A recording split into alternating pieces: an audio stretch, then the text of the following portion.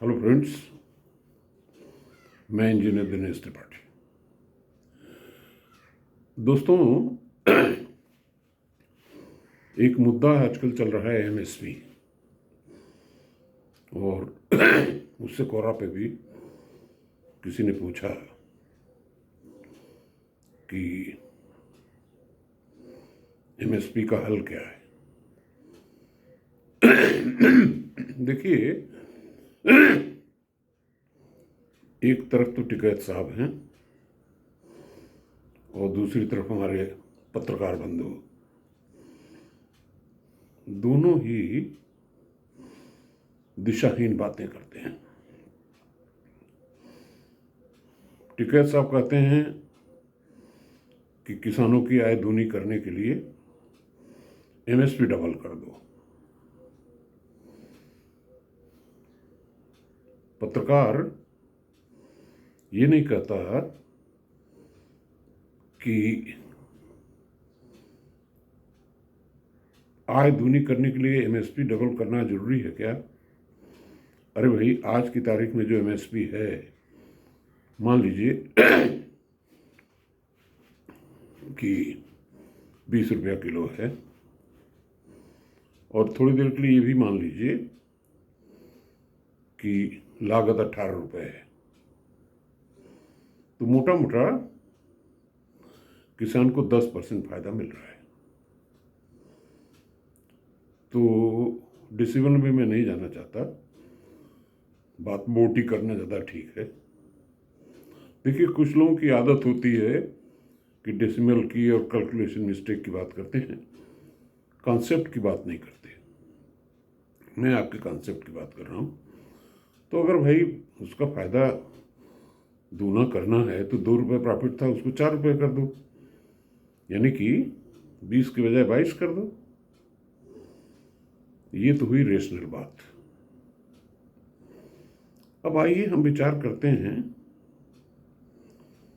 कि एमएसपी कितना सार्थक है,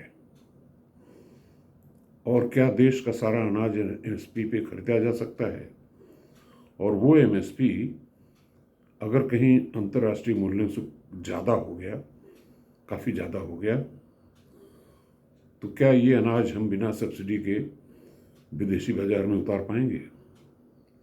दोस्तों, मैं अर्थशास्त्र का विद्यार्थी तो नहीं रहा, मगर मोटा मोटा अर्थशास्त्र हर आदमी को आता है और आना भी चाहिए। देखिए, अर्थशास्त्र के दो बहुत ही सामान्य किस्म के नियम हैं। एक है सप्लाई वर्सेस डिमांड।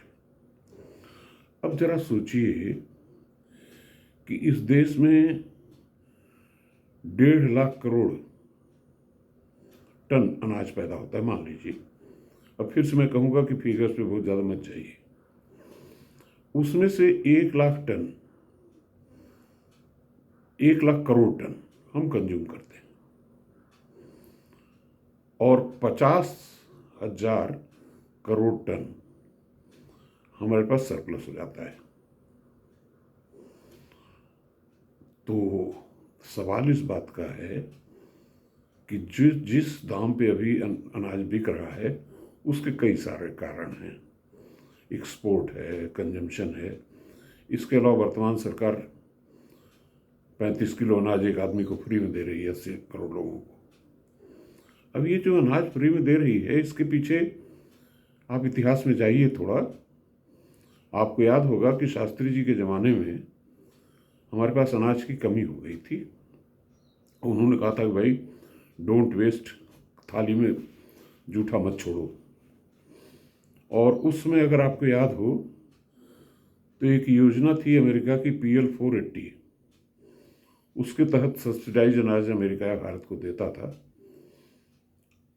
और उसका कारण ये था कि जिस स्थिति में आज हम हैं 2024 में, करीब करीब अमेरिका शास्त्री जी के ज़माने में उसी स्थिति में था।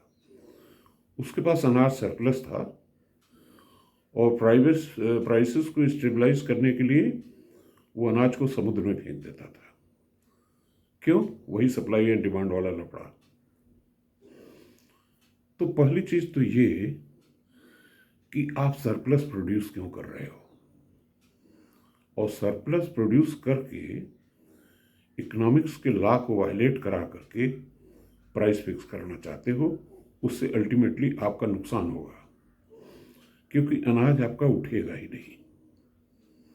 जितनी डिमांड उस प्राइस पे है उतना ही उठ पाएगा। अब आइए दूसरे नियम की बात करते हैं।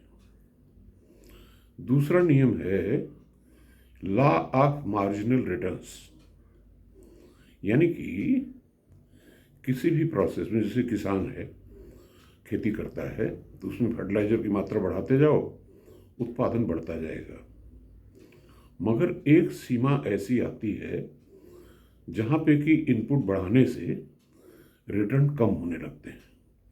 अब इसका भी एक छोटा सा उदाहरण मैं दूंगा। मैं कुछ दिनों तक वेस्टर्न यूपी में काम किया। एक जिला था लखीमपुर खीरी, तो वहाँ पे मैं एक छोटे से अधिकारी के रूप में काम कर रहा था। तो एक किसान थे पटेल, कुर्मी बिरादरी के, तो उनके पास अच्छी खासी ज़मीन थी, मेरे ख्याल से 200-300 बीघे के आसपास रही होगी। तो उनके खेत के बीचों बीच एक सरकारी ट्यूबवेल था, तो अगर उसकी मोटर जल जाती थी तो अपनी गाड़ी में लाद करके सीधे आ जाते थे सब डिवीज़न पे और कहते थे साहब इसको बनवा दीजिए, अगर आपके पास पैसा ना हो तो तार हम खरीद के दे देते हैं। और तुरंत के तुरंत उनकी मोटर बन के उसी गाड़ी में लादते थे और मिस्त्री को बिठाते थे। 24 घंटे के अंदर उनका ट्यूबवेल ठीक हो जाता था। बहुत आग्रह करते थे कि एक बार मेरे आवास पे आएँ, आप मेरे साथ भोजन करें। मैं टालता रहा, लेकिन एक दिन मुझे उनकी गाड़ी में उनके घर जाना पड़ा। बहुत ही सादा, बड़ा अच्छा भोजन। तो जहाँ पे उन्होंने लंच का कार्यक्रम रखा था, उनका एक बगीचा था। बगीचे में आम के पेड़ थे, कलमी आम, और उसके बीच में उन्होंने अमरूद भी लगा रखते हैं। तो हमने कहा कि भाई ये अमरूद क्यों? बोले साहब ऐसा है कि मेन चीज़ है कि कुछ पैसा आना चाहिए। जब आम का सीज़न नहीं तो अमरूद से आता है, जब अमरूद का सीज़न नहीं तो आम से आता है। तो मैंने उनसे एक प्रश्न किया कि बगल में ये पंजाबी जो सरदार लोग हैं लखीमपुर में बहुत हैं, मैंने उनके खेत देखे, उनके धान बहुत बड़े हैं, आपकी तुलना में करीब 1.5 गुने 2 गुने हैं।